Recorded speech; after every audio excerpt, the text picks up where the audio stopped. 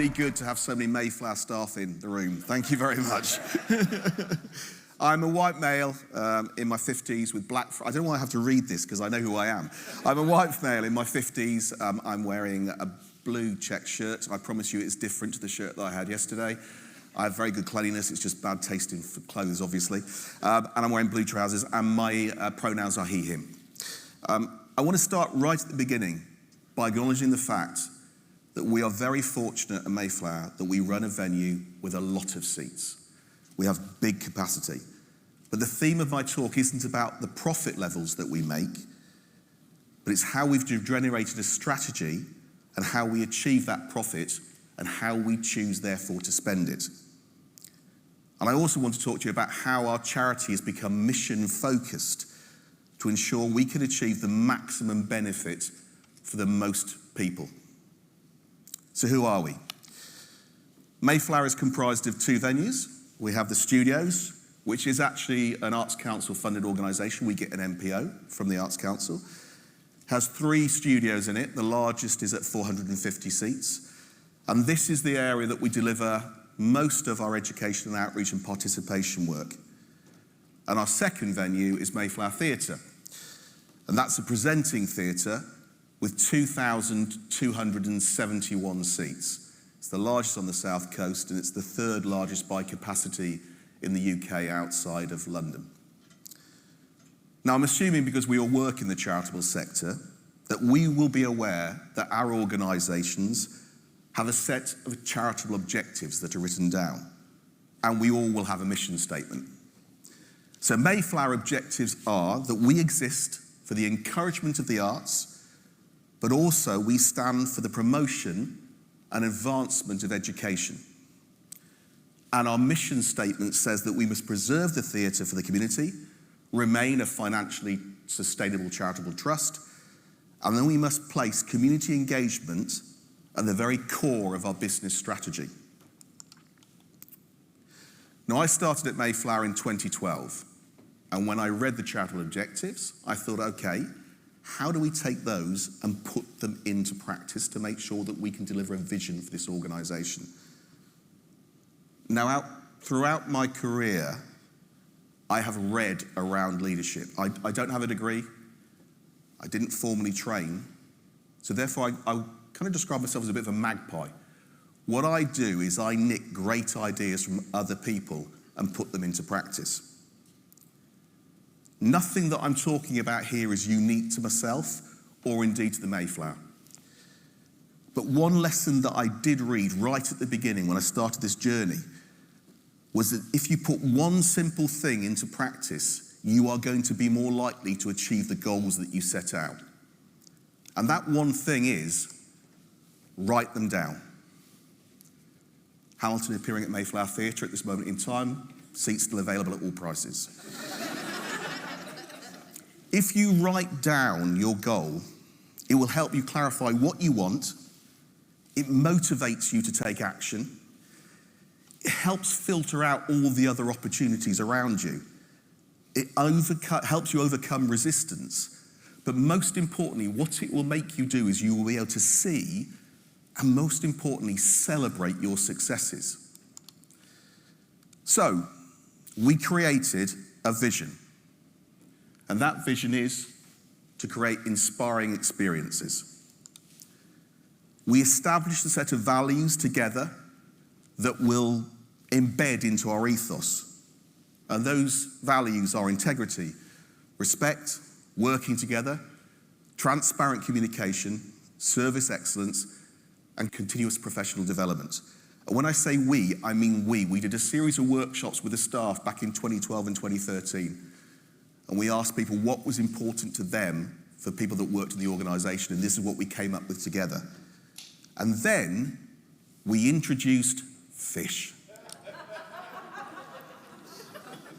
So for anybody who enjoys a really good allegory, which is a little bit cheesy, this book is so easy to read, and what's great about it is it has a really happy ending as well.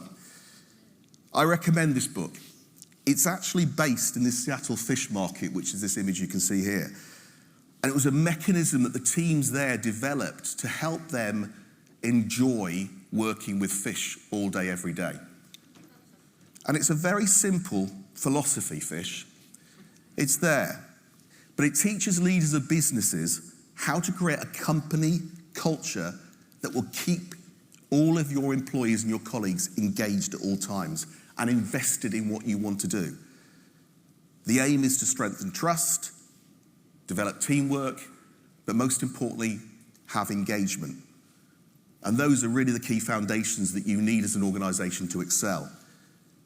It's very 4 simple practices you can see there. Be there.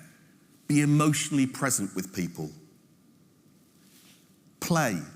Tap into our natural ability to be creative and enthusiastic and to have fun together.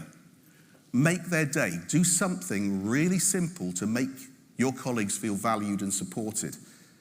And finally, choose your attitude.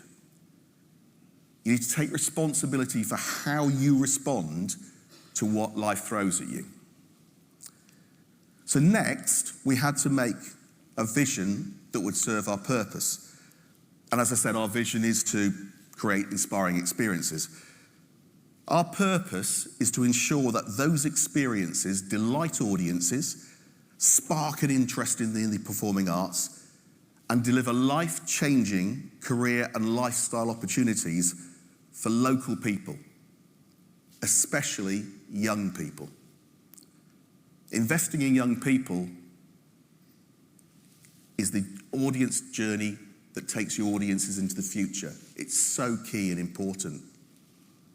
And Mayflower places people and communities at the very heart of what we do. And our ambition was to create profit that would help us deliver this purpose.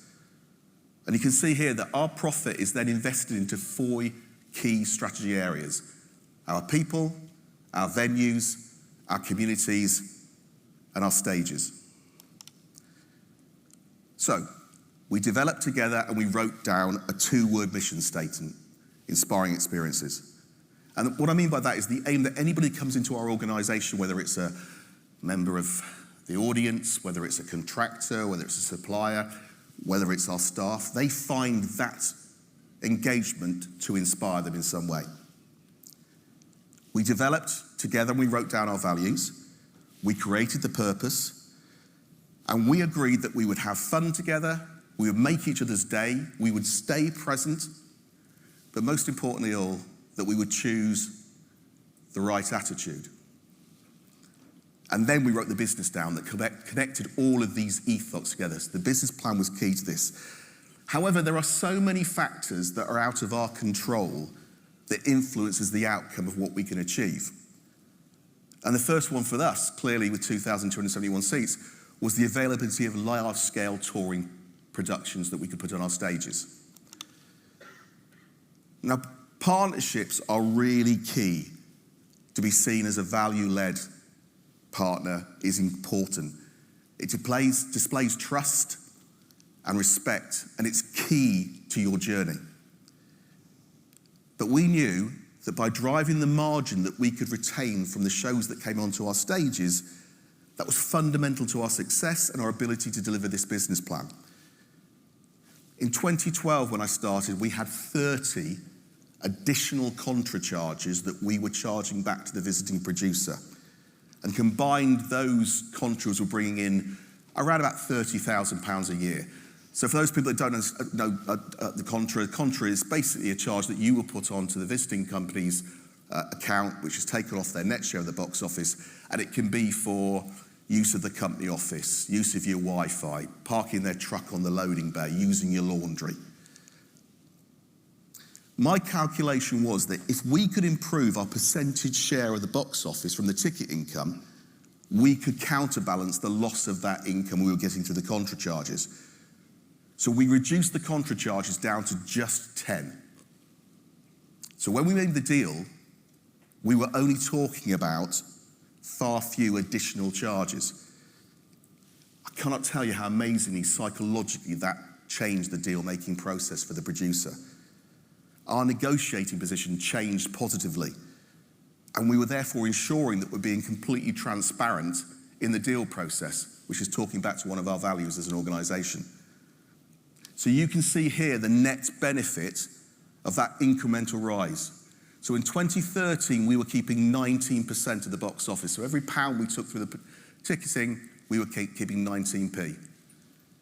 Last year, that was 32.5%. It hasn't gone in a straight line. It has fluctuated a little bit, especially when I get Cameron Mackintosh shows, because believe me, I do not keep 32.5% off Cameron Mackintosh.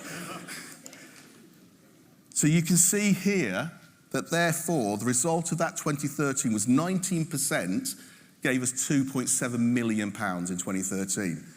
Our 32.5% is £7.7 million last year that we kept. £5 million against £30,000 we were making on the contra. But the approach to deal making is combined with our commitment to write down our aims. So therefore we've created a profit for purpose model and mindset. And too often I hear us talk in our industry about commerciality being seen as a negative. It really isn't. It's show business that we work in. So as a values-led organisation, we found that it was relatively simple to conduct our business commercially to benefit our organisation while maintaining those values that we adhere to. So how do we use the profit to help fulfil our purpose, bearing in mind the areas that I talked about, which is community, stages, venues, and people? The impact on our community work is that we invested just over £4 million over the 12-year period. In 2012, we had 365 participants in our education, participation, and outreach work. Last year, just over 40,000 engagements in that area. And of course, the growth of our participation program is really key to the part of our audience development strategy. If you give your community an opportunity to kind of engage more closely to the creative process through question and answers, workshops, backstage tours, then they will want to see the productions on your stage. So the community work, this investment is directly linked back into the development of the work on our stages. So now we've chosen to create and invest in co-productions. And with the studios, we have that opportunity at the smaller scale to take those risks. We've developed a far more challenging program. We have artistic development as a key part of what we offer for people that live in Southampton. We have a contemporary dance program, probably one of the largest outside of the Sadler's Wells in the regions. But of course, fundamentally, what underwrites all of that is those large-scale visiting productions that we can put on our stages. As a result, our audience has grown from 487,000 in 2013 to 586,000 last year. 100,000 more people coming through our doors. But clearly it's really important that you also have the right infrastructure in place to support the art that you want to put on your stage. And our venues are essential to the delivery of our mission statement. So therefore we embarked on a preventative maintenance program, which has seen us invest just over £14.4 million into improvements onto our venue in the same 12-year period. And we're actually just about to start another £10.5 million refurbishment investment program where we're adding an additional studio to the side of the theatre. We're creating fully accessible dressing room spaces for visiting companies. We're doubling in size our customer toilets front of house, which you can imagine has gone, I was going to say it's a real relief, but I think that's a really kind joke. And we've also created new hospitality and function suites.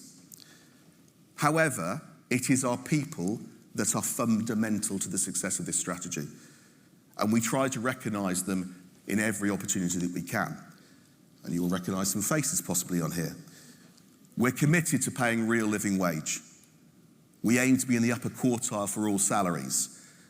And we've paid a bonus of between 2.5% and 5% to all of our staff of over the last 12 years, bar 1 year, which was 21, for obvious reasons.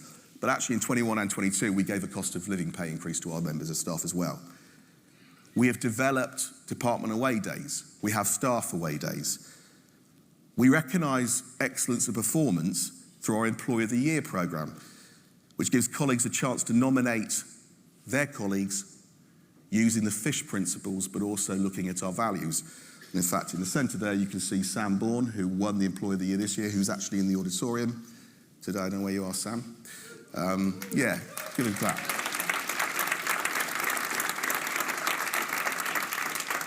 In fact, we've got 4 winners of Employee of the Year, one of which is double, because Alex won it twice. That's how good he is. Yeah, well done, Alex. We also have a staff social at least once a year where all the teams can come together and just have fun. In our recent staff survey, 91% of our colleagues said they're proud to work for Mayflower. 93% said that their work contributes to the aims and purpose of Mayflower. And 92% agree that they knew what they need to do to be successful in their roles. It's incredible statistics, which I'm incredibly proud of, but I hope my colleagues sitting in the room are proud of this as well, because we would never achieve any of this without the hard work that they put in. So I'm going to finish with you with just a total surplus of what Mayflower has generated from 2013 to 2025.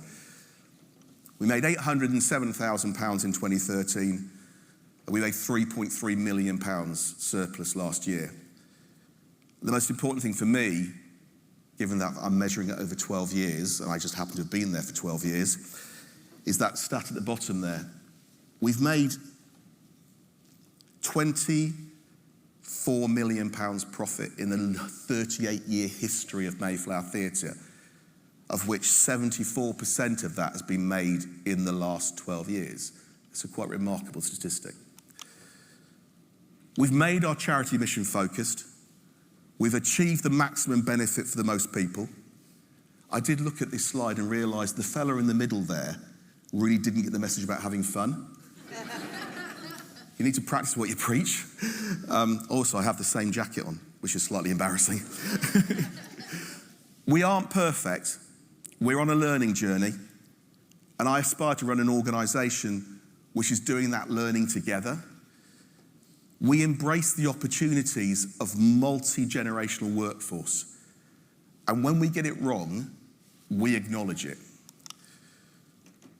But to sum up, my belief is, in how we achieve this purpose, is that if you write your goal down, if you develop a company ethos that acknowledges the fact that at times it's going to go wrong, if you develop a set of shared values, and most importantly, you live the vision, then you will get it right far more times than you will get it wrong. But also, creating profit generates an enormous responsibility. And therefore, setting a clear vision has provided a really clear platform for us to help us deliver our purpose. Thanks very much for listening. Cheers.